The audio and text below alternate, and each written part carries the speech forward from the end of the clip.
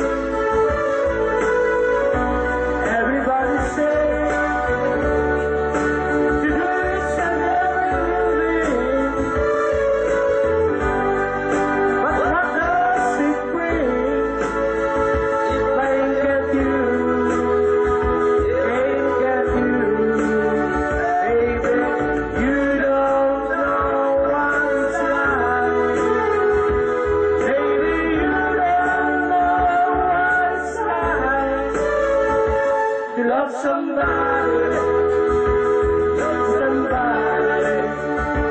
the way I love you.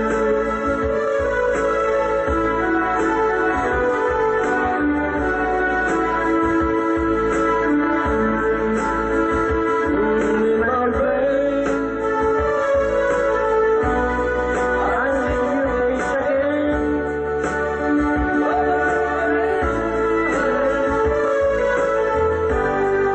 You ain't got to be so blind, and I'm so blind, so blind.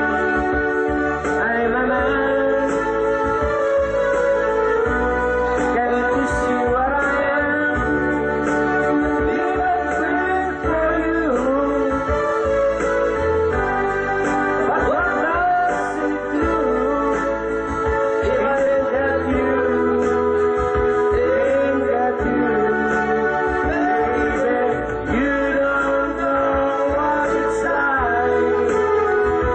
Baby, you don't know what it's like to love somebody, the way I love you.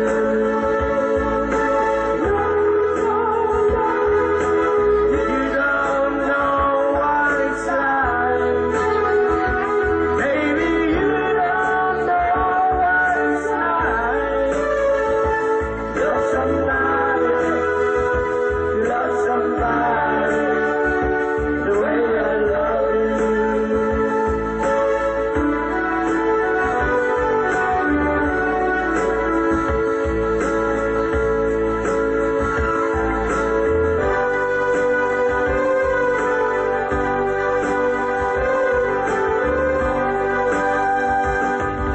Smile, an everlasting smile, smile that you give to me.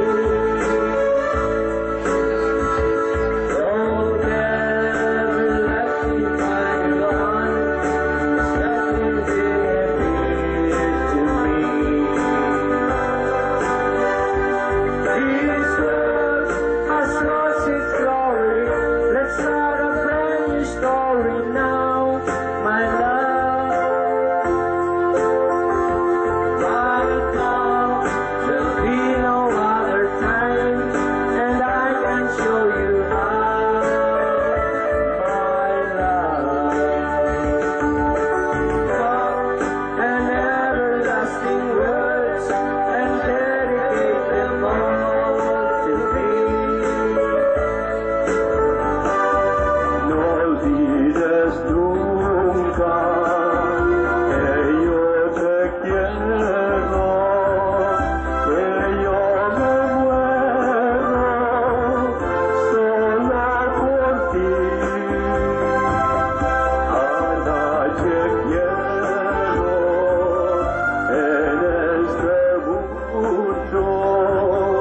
Ana, te quiero más que a ti. Pregunta a las estrellas y por las noches me ven llorar. Pregunta si yo no busco para quererte en soledad. Pregunta al manto mío si el manto mío me ven correr. Pregunta tú al prado que él solo sabe mi dolor. Bishop, may pagkagabi. Good evening, Mons. Mas matinginan ko ngayon kay para ini sa mga tao na kanan. Kaya tila kita mag-English. Pwede po Tagalog. So, Bishop, ang akong po, ang sa imo, kumusta man po sa imo eksperyensya sa usan ka tuig na pag-ataman mo sa BCC San Masbate sa imo pag-lakat sa mga parokya. Kumusta man po ang imo experience? Maayo mo po? Mons, masyado ka maayo. Very happy ako sa akon usa ka tuig nga dili ako na-assign bilang obispo kang aton nga diocese. Very hopeful ako, laumon, nakita ko ang mga madamo na mga obrahon, pero at the same time, para sa akon challenge na dako gid ang mga galaom ako, no, na masyado masanag ang parabuton. Nakita ko man ang pag-welcome sa akon sa mga tao, sa mga kapadian, sa mga religious diri sa Masbate. So in short daw, masabi ko nga at home ako diri, happy. Salamat po, Bishop, sa imo maayong eksperyensya. Pero sa aton po maayong eksperyensya, igaman po kita siguro sa mga diyutay na problema na ato na encounter sa aton na sugat sa aton pag-ataman sa diocese sa Masbate. Ikaw ka po sa masasabi sino yung mga negative po yung mga bagay na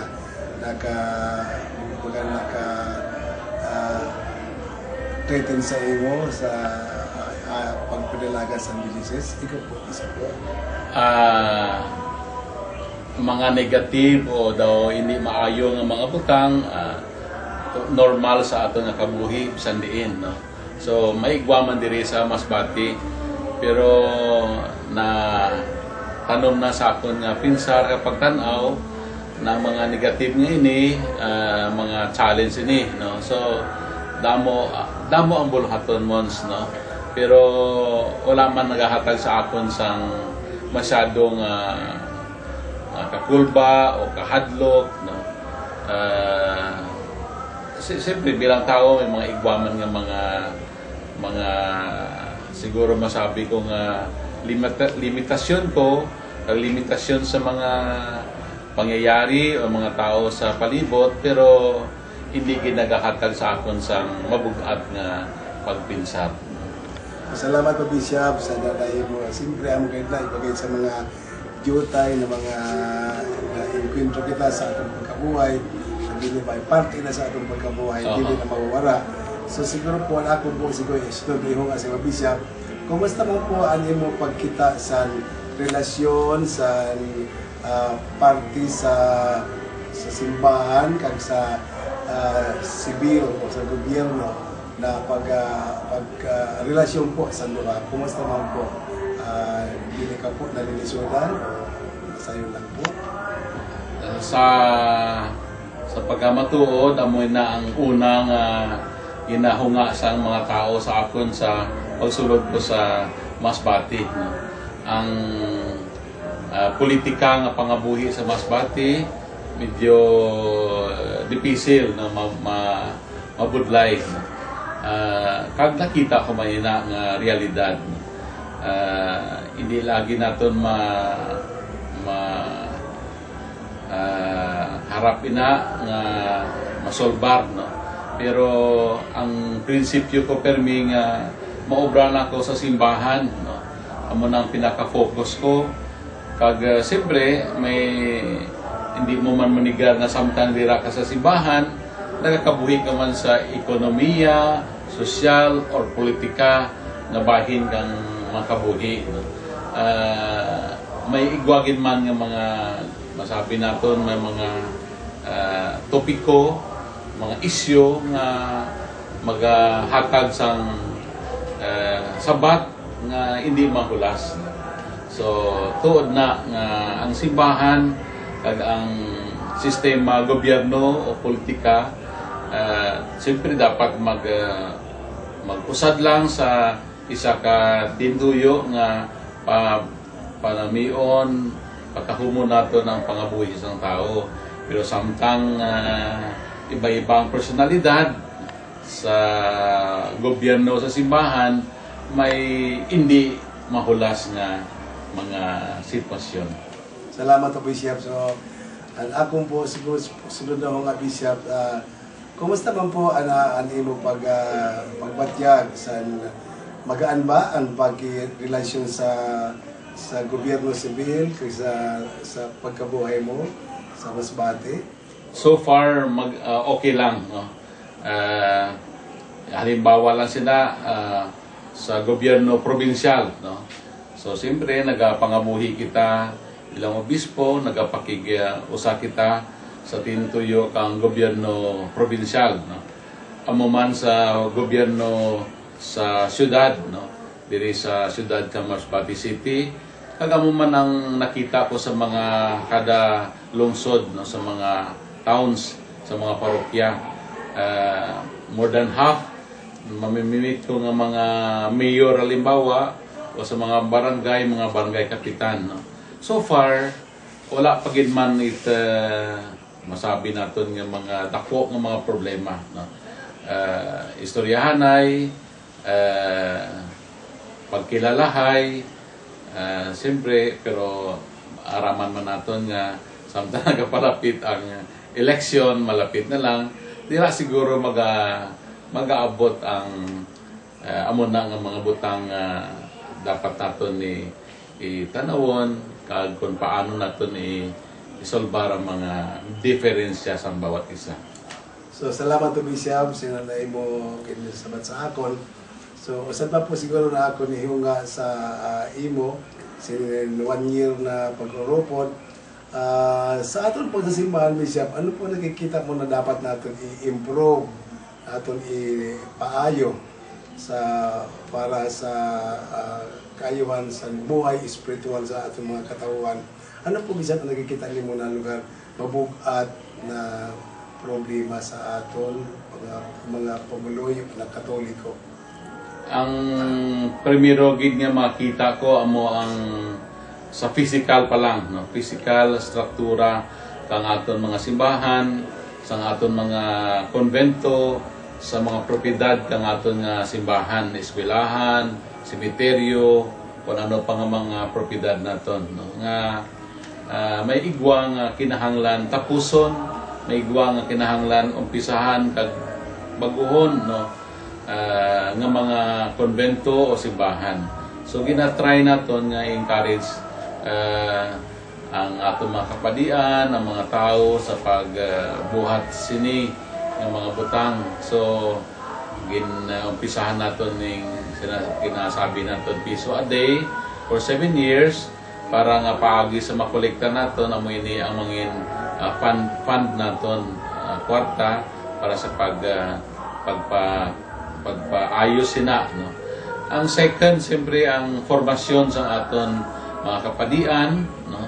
Ang ilang ongoing formation bilang tao, bilang pari, sila spiritual na life, gradually ginabuhat natin nila, no?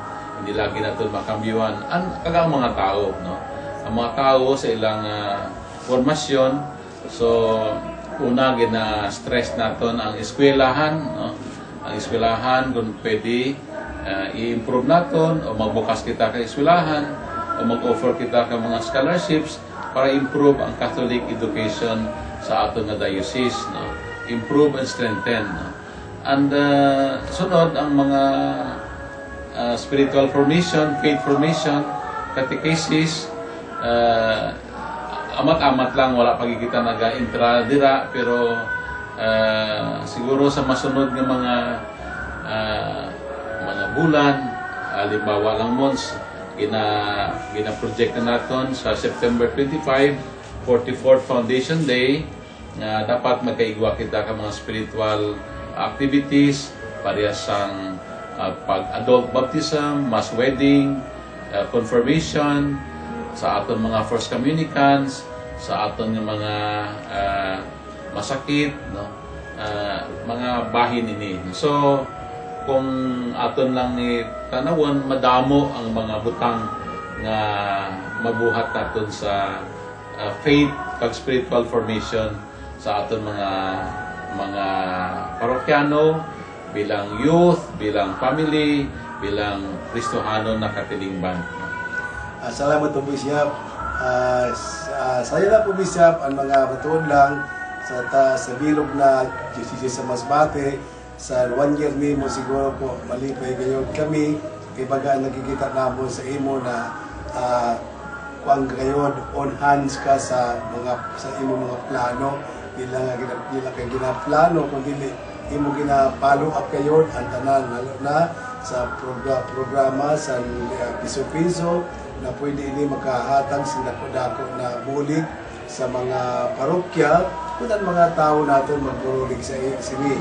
Kaya mo siguro natin iwaon na salamat sa imo po sila Bishop. Salamat man po Bishop kay generally po nagkikita sa mga kapadian mayo po ang imo pag sa amon pag tratar mayo imo mga kay naga-bully ka kayo kung ano ang dapat himuon bilang kay masabi ka lang kung dili follow up mo na sinda maghiwag. Siguro po asan po sa akon gihapon siguro na ihunga sa imo. So adi 1 year ka na. So sa may kita imo eksperyensya kag may man amon experience sa imo. Hope na amon po ginamawot na mas maayo pa gayon ang pag-urupod naton sa diocese kay agud maayo ang aton diocese na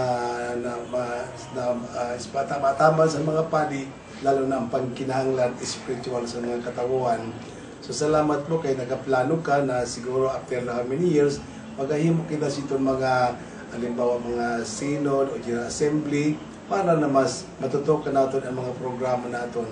Kay kamay kita sa nakadati mga sila pero ang nakikita ko po bagan napabayaan ito lalo halimbawa sa BEC na ang mga yan na ang mga tao nagahangyo sila nagahandom na mabuhay gapon ang BEC.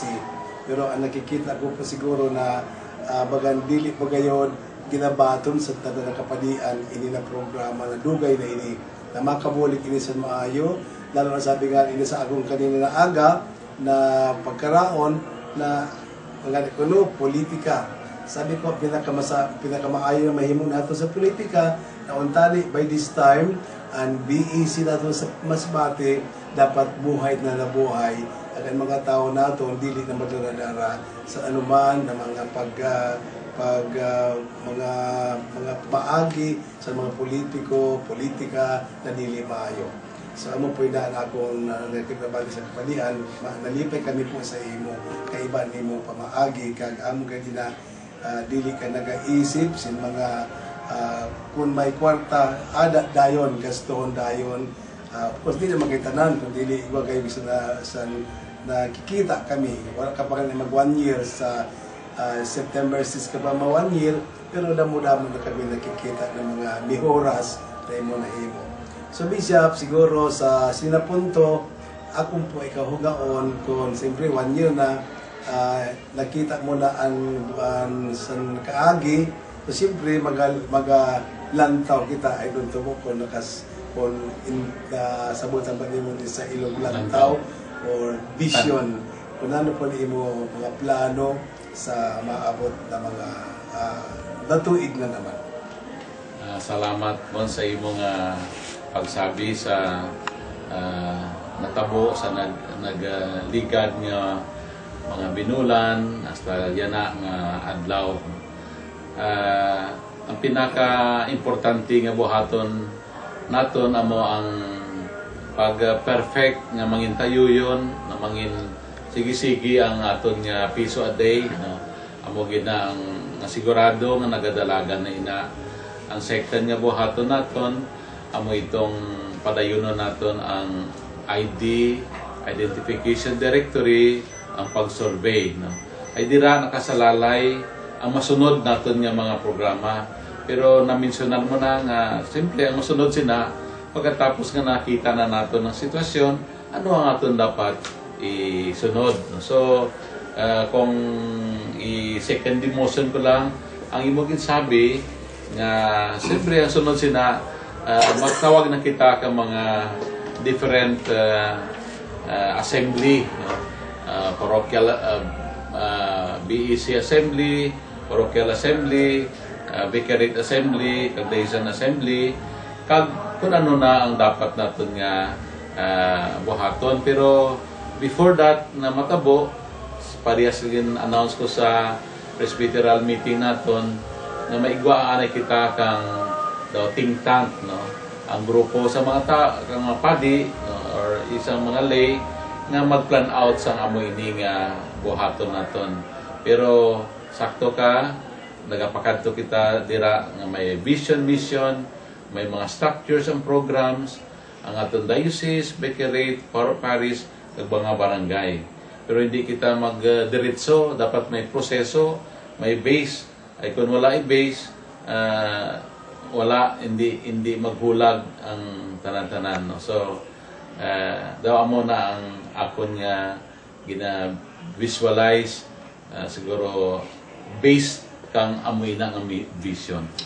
Salamat to Bishop.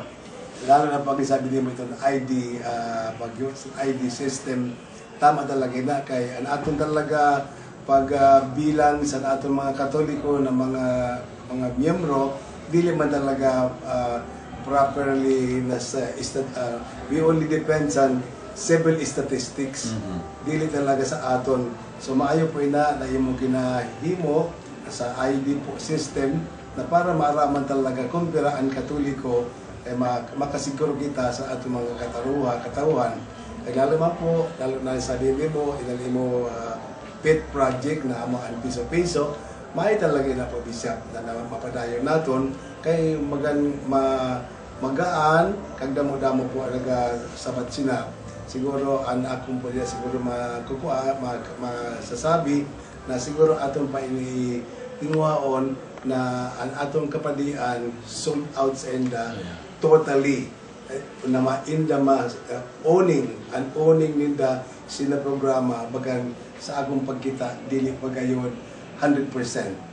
Kaya amo na ato siguro na encounter na problema na usad ini siguro sa ato siguro matutukan man sa maabot na mga bulan, maabot at mga meeting na atong kay siguro waon kay sa aton statistics last meeting naton na itagaan mo kami sa kopya bagaan igwasan mga parokya na dili pagayon sila katunga hindi ba siguro na siguro ano isa pa lang. So amo po na siguro salamat to Bishop sa mga plano ng mga ini kag siguro sabi mo ang think tank important din talaga na sa imo na magbulig sa magplano. So not only siguro na padi kundi may mga lay na mga mga grabe ang concern nila sa pagtalubo sa aton mga Katoliko, sa ilang pagkabuhay espiritual, pagtalubo pa sa aton mga community.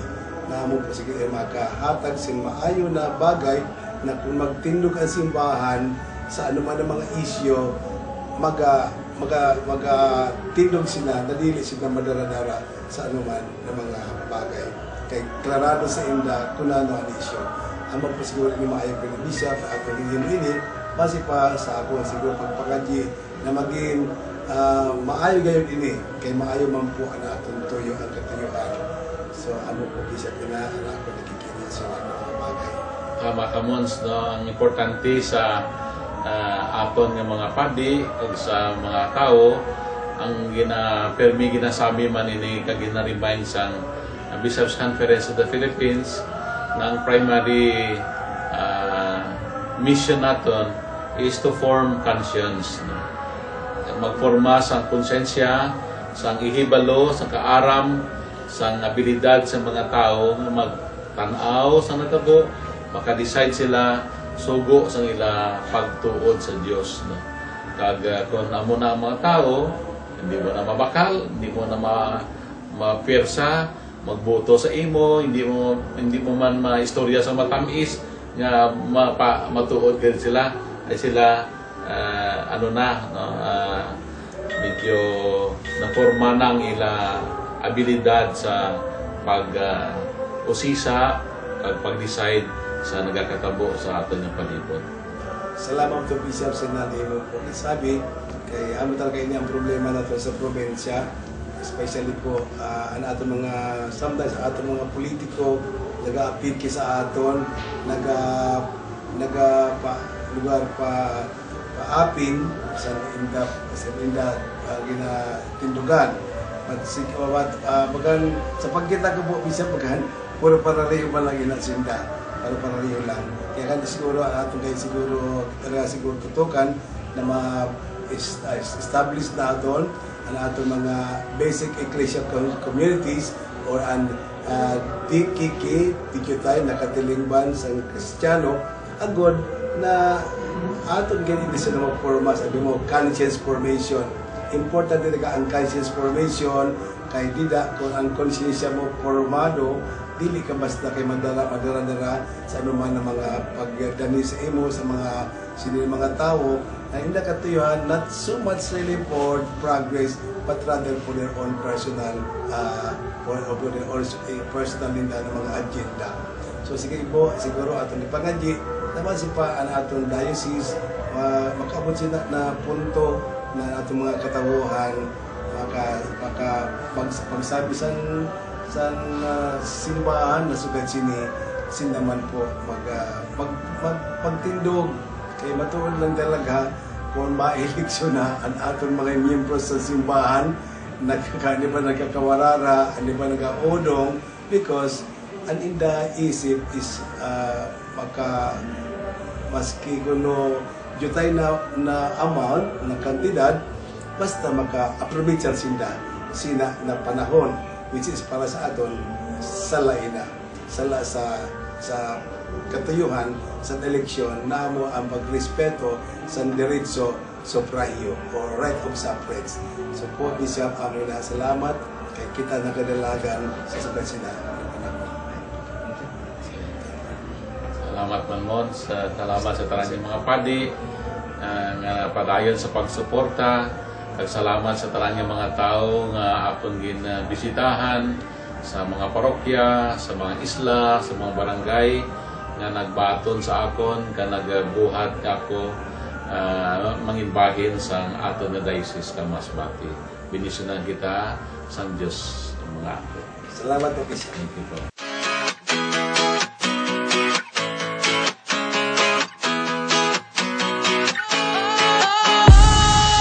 Okay, salamat Bishop, salamat Monsignor. Mga katauhan sa Dios, ato nabati po at pagpulong sa atong obispo aton sa iyang unang episcopal anniversary. Sa dihang igpangutan ang atong obispo kung sulod sa katuig, happy ba siya sa iyang pagstay din sa diocese? Matod pa niya, he's very much happy. Talagang happy ang atong obispo. And then sa dihang nga siya gipangutan na usab no siya atendido kung dili ba siya nalisdan sa pakipagrelasyon sa estado. Matod pa niya, at first medyo siya nalisdan, pero sa kadugayan nakatunan niya kung unsaon niya i-handle ang tanan aron nga magkaadunay maayong relasyon ang simbahan ug ang estado. Unya gipangutan sa batong obispo kung unsa iya mga plano sa diocese, and then matapos ng obispo nga iyag yung ipus nga maipadayon kining piso a day program aron magkaadunay maayong resulta kini di lang kay sa atong in a particular parish or kundi sa tanang parokya, even sa tanan nga barangay.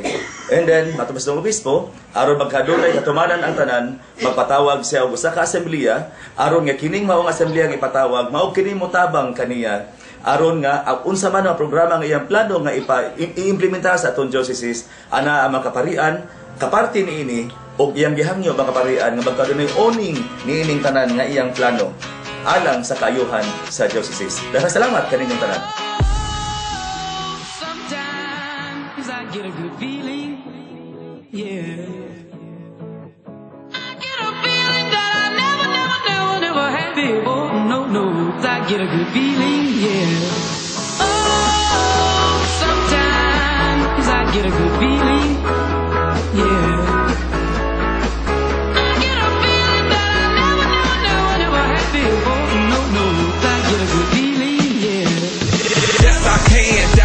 I'm running with this plan. Pull me, grab me, crabs in the bucket can't have me. I'll be the president one day, January 1st. Oh, you like that gossip? Like you the one drinking what